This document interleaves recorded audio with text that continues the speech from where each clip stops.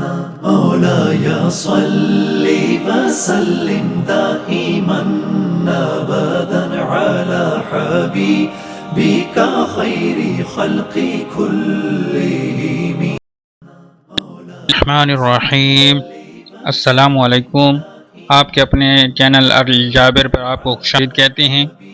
آج کی ویڈیو میں ہم آپ کو حضرت سفینہ رضی اللہ تعالی عنہ اور شیر کا واقعہ بیان کریں گے.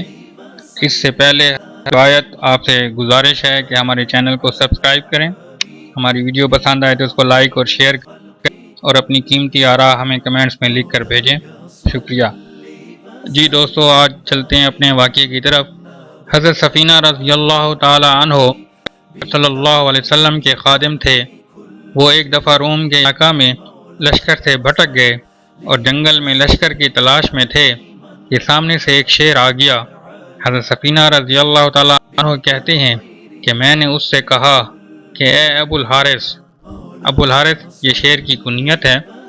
میں رسول اللہ صلی اللہ علیہ وسلم کا غلام اور خادم ہوں اور میں راستہ سے بھٹک گیا ہوں. یہ سن کر شیر دم ہلاتا ہوا آگے چلتا رہا اور میں اس کے پیچھے پیچھے چلتا رہا یہاں تک کہ لشکر سے بھی مجھ کو ملا دیا. سبحان اللہ. حضور صلی اللہ علیہ وسلم کے غلاموں سے جنگل کے جانور بھی پیار کرتے ہیں. اللہ تعالی ہمیں بھی صحابہ کی سچی محبت اور ان سے عشق نصیب فرمائے. آمین. یہ واقعہ البدایہ والنہایہ